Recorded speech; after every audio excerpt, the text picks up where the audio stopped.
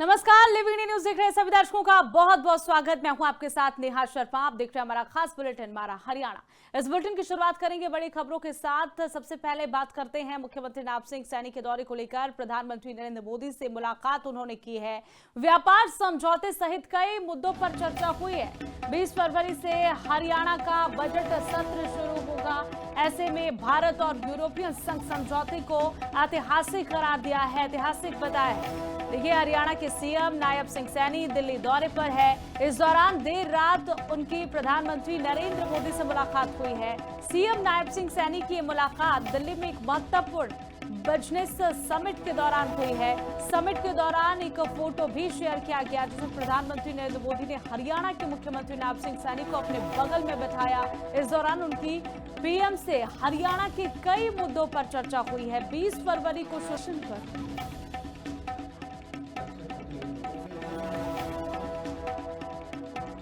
इससे पहले नायब सिंह सैनी ने कहा है कि भारत और यूरोपियन संघ के साथ भारत यूरोपियन संघ मुफ्त व्यापार समझौते ने प्रदेश के व्यापार के नए अवसर खोल दिए हैं। उन्होंने हरियाणा के उद्यमियों से इस समझौते का अधिक से अधिक लाभ उठाने के भी आह्वान उन्होंने किया है। इस खबर पर ज्यादा जानकारी के लिए हमारे साथ मृदुल जुड़ चुके हैं फोन लाइन पर। मृदुल, क्या कुछ जानकारी है इस खबर को लेकर?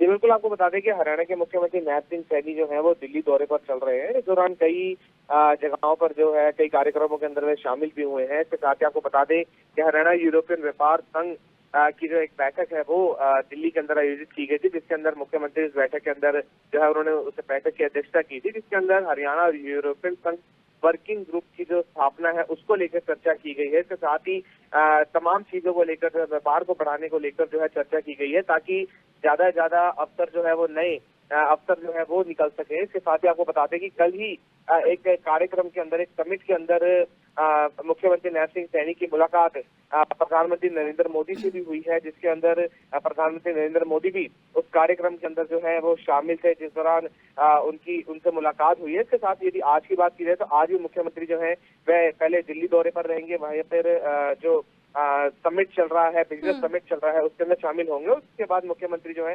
पंजाब दौरे के लिए रवाना हो जाएंगे, जहां पर मंडी गोविंदगढ़ के अंदर वे जाएंगे, जहां पर भगत यूनिवर्सिटी के अंदर आज कॉन्वोकेशन सेरेमनी है, उसके अंदर मुख्यमंत्री शामिल होंगे। जी चलिए, शुक्रिया मृदुल तमाम जानकारी के लिए। तो भारत और यूरोपियन संघ समझौते को खास बताया है पीएम मोदी।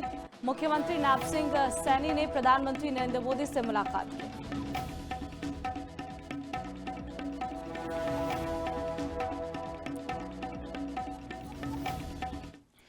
चलिए बढ़ते अगली खबर की ओर। पुलिसकर्मी को लेकर अनिल विज एसपी पर तीखी बहस करते नजर आए। एसपी के साथ ही सस्पेंशन से इनकार करने पर एसपी पर भड़के हैं अनिल विज। कहा है पावर नहीं है तो उठकर यहां से चले जाओ। नोकझोंक की वीडियो अब वायरल हो रही है सोशल मीडिया पर। पूरी जानकारी आपको देते हैं। हरियाणा के कैथल में शुक्रवार को ग्रीवेंस कमेटी की मीटिंग के दौरान मंत्री अनिल विज और एसपी उपासना सिंह के बीच में तीखी नोकझोंक देखने को मिली है। और साथ ही जमीन खरीद में धोखाधड़ी से जुड़े एक मामले में यहां पर मंत्री अनिल विज ने एसपी को फटकार लगाई। मैं कह रहा हूं अब यू राइट टू डीजीपी, अरे यू राइट टू डीजीपी, मैं कह रहा हूं उसको सस्पेंड करो, मैं कह रहा हूं उसको सस्पेंड करो। आपने खाली एग्जीक्यूट कर रही है मेरा ऑर्डर सर, मेरी पावर ही नहीं है आपकी। जब मैं कह रहा हूं आप फिर आपकी कोई पावर नहीं। आपने ये लिखना है कि अनिल विज ने ये कहा है कि इसको सस्पेंड करो। अब तो लिखो फिर ये, लेकिन मैं कर नहीं सकती हूँ। कमाल करो मैडम जी, आप पहले वाला केस में भी ऐसे कर रहे हो, आप भी ऐसे कर रहे हो। पावर नहीं है, मैं वो यूज कर पावर एक बार आपके सामने मंत्री जी से ज्यादा कोई पावर है तो फिर मेरी मंत्री जी से ज्यादा कोई पावर ही नहीं। मेरा ऑर्डर लिखना है कि ग्रीवेंस कमेटी मीटिंग के चेयरमैन अनिल विज ने ये आदेश दिए के बाद इसको सस्पेंड किया। आप लिखो, आपकी मेरा से जांच करो। और जब तक सीबीआई को ये ट्रांसफर नहीं होता, पुलिस को भी मैंने कहा है कि पुलिस भी उससे आगे प्रोसीड करे। पुलिस ने कोर्ट में डाला हुआ है, कोर्ट से जब इजाज़त मिलेगी तो उनका प्रोटेक्ट है। हम जो हैं, चाहे मैं हूँ, चाहे कोई अधिकारी है, हम सब जनता के लिए और जनता को इंसाफ मिले उसके लिए हैं। और इसलिए उसी ढंग से हमें करना चाहिए कि भाई लोगों को इंसाफ मिले। वहीं हिसार से अगली खबर है। हिसार में पुलिस और गैंगस्टर आपस में भिड़े हैं। आपको बता दें कि गैंगस्टर पवन मूसा का एनकाउंटर हुआ है। पिरावली के पास CIA 1 के साथ मुठभेड़ हुई है। टीम को बड़ी कामयाबी मिली है। पैर में गोली लगने से घायल है। आपको बता दें कि मूसा पर 35 से ज्यादा विभिन्न मामले दर्ज है। पूछताछ के दौरान बड़े खुलासे होने की संभावना भी जताई जा रही है। हिसार जिला में कुख्यात गैंगस्टर पवन मूसा के साथ शुक्रवार रात को पुलिस की मुठभेड़ हो गई है। इस मुठभेड़ में गैंगस्टर के पैर में गोली जा लगी है। गैंगस्टर को घायल अवस्था में हिसार के नागरिक अस्पताल में भर्ती करवाया गया है। गैंगस्टर मूसा पर 30 से ज्यादा मुकदमे दर्ज है। मूसा पर हत्या, लूट, डकैती के पूरे हरियाणा में अलग अलग थानों में केस चल रहे हैं। मूसा कई दिनों से पुलिस की आंखों में धूल झोंकने का काम कर रहा था। अब जाकर CIA 1 को सूचना जब मिली तो मूसा गांव पिरावली में किसी को वारदात को अंजाम देने को यहां पर कहा गया और पुलिस की टीम मौके पर पहुंची है। वारदात को अंजाम दिया गया है, पकड़ा गया है, एनकाउंटर हुआ है, पैर में गोली जा लगी है। फिलहाल इलाज चल रहा है, बाद में पुलिस पूछताछ भी करेगी।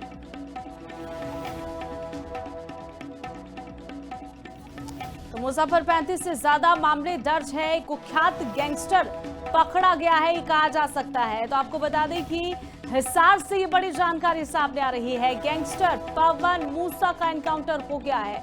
कई अलग अलग थानों में इसके लिए जो है वो यहाँ पर FIR दर्ज थी। कई मामले पेंडिंग थे, जारी थे, चल रहे थे। ऐसे में पुलिस लगातार इसे पकड़ने की कोशिश कर रही थी। कुख्यात गैंगस्टर है। मूसा पर 35 से ज्यादा विभिन्न मामले दर्ज है। अब आप खुद सोचिए, एक व्यक्ति जिस पर 35 से ज्यादा मामले दर्ज है वो कितना खतरनाक होगा। मूसा पर 35 से ज्यादा मामले दर्ज थे। पूछताछ के दौरान बड़े खुलासे होने की भी संभावना जताई जा रही है।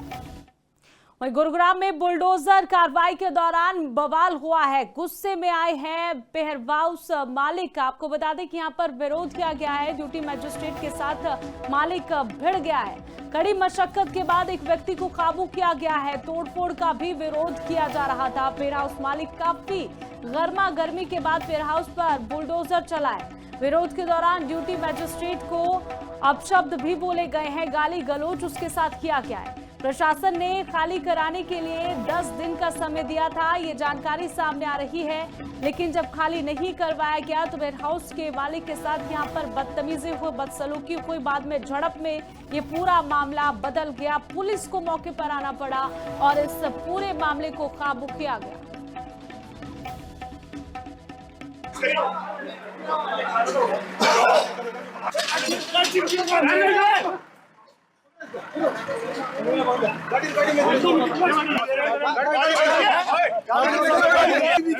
मेरी बात समझे। गाली किसने दी है? मैं सिर फोड़ दूंगा, तेरा नाम ले दूंगा। किसका? ले जाओ इसको, ले जाओ। अब यही रही तुम्हारी। यार बता रहा हूँ, मेरा गेट है, ये 4 दीवारी का रूल है गेट तोड़ने का, तो बता दो। तो देखा आपने किस तरीके से यहाँ पर झड़प हुई। इस खबर पर ज्यादा जानकारी के लिए अनुज पंचाल हमारे साथ जुड़ चुके हैं, हमारे संवाददाता। अनुज, क्या कुछ ये पूरा मामला है? सर फोड़ने की बात हो रही है, एक दूसरे को पुलिस के सामने धमकाया जा रहा है।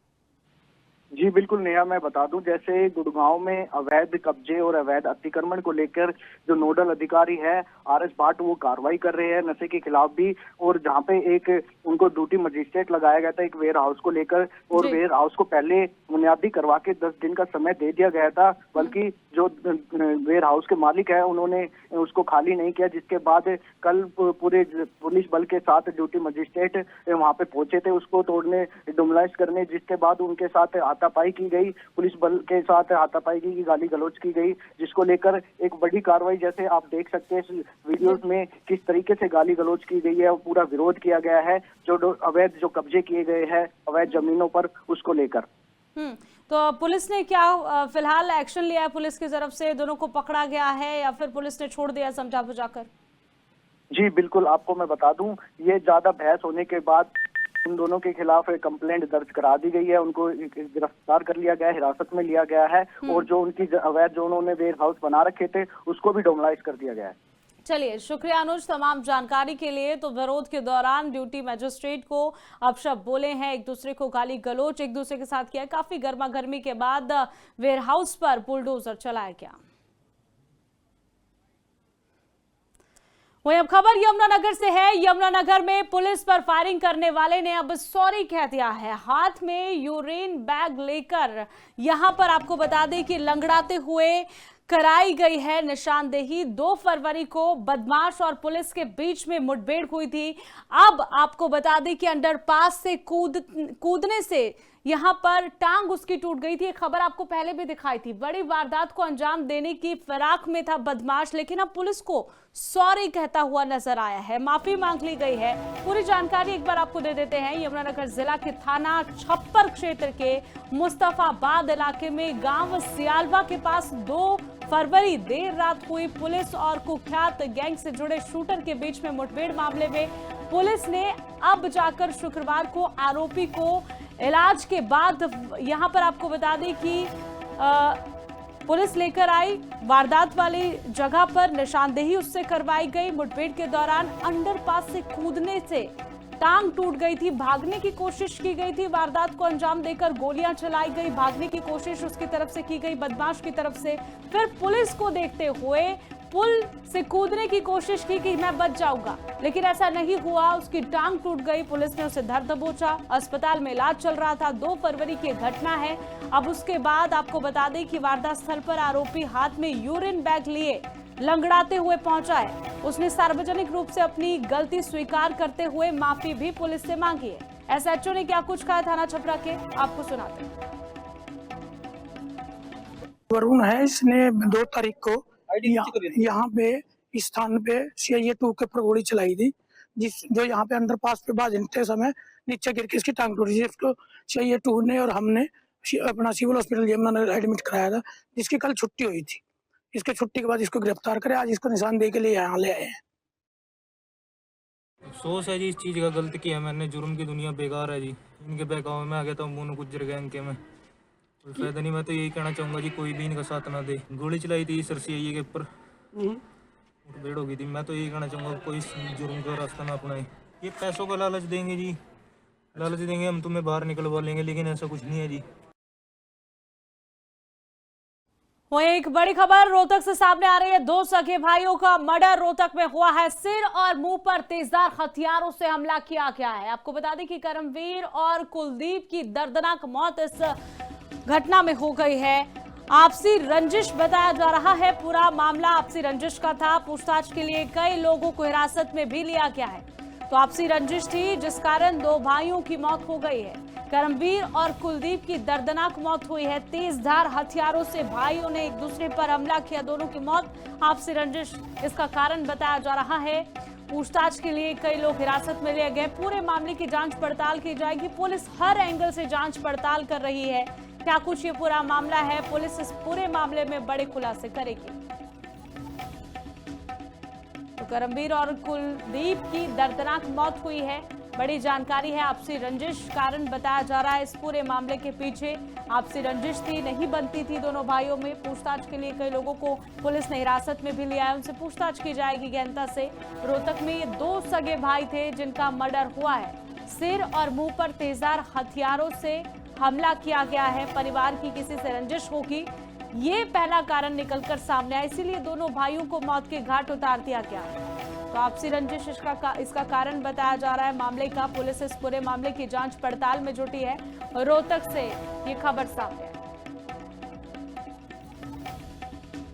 हरियाणा स्टोरी। 39वें सूरजकुंड अंतर्राष्ट्रीय शिल्प मेले में आज हरियाणा के मुख्यमंत्री नायब सिंह सैनी ने शिरकत की। सीएम नायब सिंह सैनी ने मेले के दौरान देश विदेश से आए शिल्पकारों का उत्साहवर्धन किया है और प्रदेश की सांस्कृतिक विरासत को बढ़ावा देने का भी संदेश दिया है। रिपोर्ट देखिए।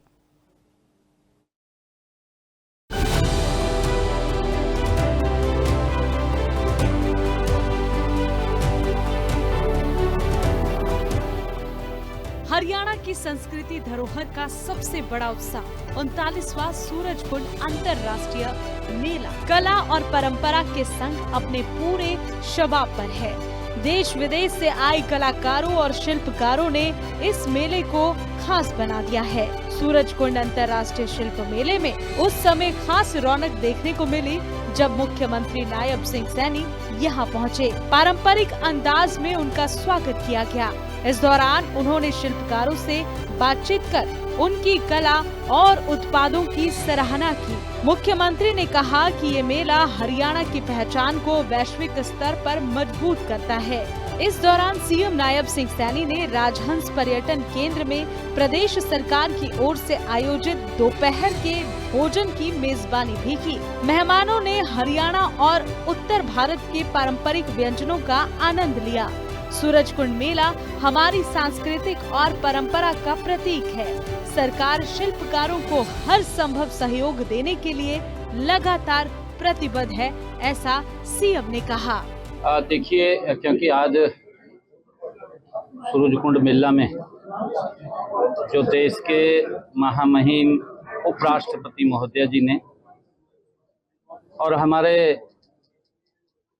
मिस्र के जो एम्बेसडर्स हैं, इस मेले का हस्तशिल्प मेले का उद्घाटन कराया सी।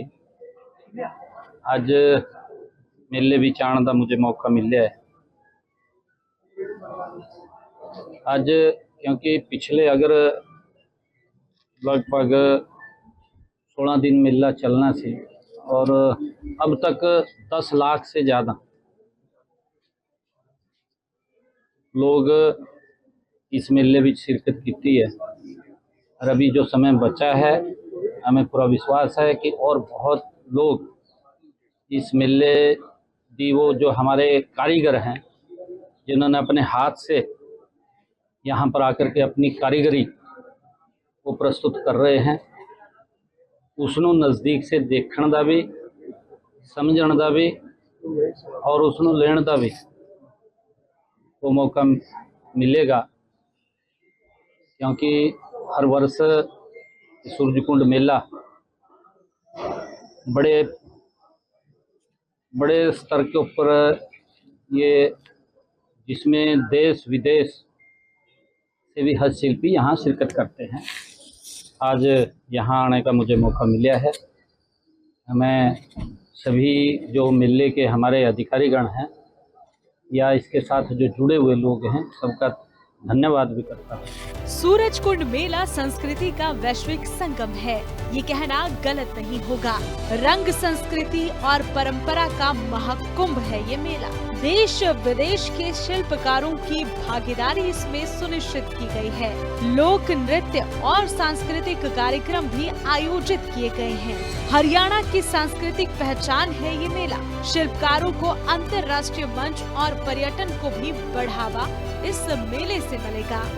रंग, संस्कृति और परंपरा के इस महाकुंभ में हर दिन उमड़ रही भीड़ ये दर्शाती है कि सूरजकुंड मेला आज भी लोगों को अपनी ओर आकर्षित कर रहा है, लगातार आकर्षण का केंद्र बना हुआ है। वहीं मुख्यमंत्री नायब सिंह सैनी ने सूरजकुंड मेले के दौरान हुई दुर्घटना, जिसमें झूला टूट गया था, कई लोग घायल हुए थे, मुख्यमंत्री नायब सिंह सैनी ने अस्पताल में पहुंचकर भर्ती हुए मरीजों का हालचाल भी जाना। मुख्यमंत्री ने ये कहा है कि घायलों के शीघ्र स्वस्थ होने की मैं कामना करता हूं और उन्हें आश्वासन भी दिया गया है कि सरकार इलाज के लिए पूरा खर्च वहन करेगी। हर कदम पर हरियाणा सरकार उनके साथ खड़ी है, यह आश्वासन भी दिया गया। सीएम नायब सिंह सैनी ने इस घटना को दुर्भाग्यपूर्ण बताते हुए कहा है कि सरकार इस पूरे मामले को गंभीरता से ले रही है। वहीं अगर बात की जाए वर्तमान समय की, तो मुख्यमंत्री की मौजूदगी ने मेले की गरिमा को और ज्यादा बढ़ा दिया है। 39वां सूरजकुंड अंतर्राष्ट्रीय शिल्प मेला एक बार फिर देश विदेश की सांस्कृतिक विविधता को एक मंच पर लाने में सफल रहा है। मुख्यमंत्री ने झूला हादसे के पीड़ितों का हौसला बढ़ाया, सुरक्षित झूला नीति बनाने का भी वायदा किया और परिवारों को हर संभव सहायता देने का भी आश्वासन दिया गया है। Bureau report, living India news. इस बुलेटिन में इतना ही। नमस्कार।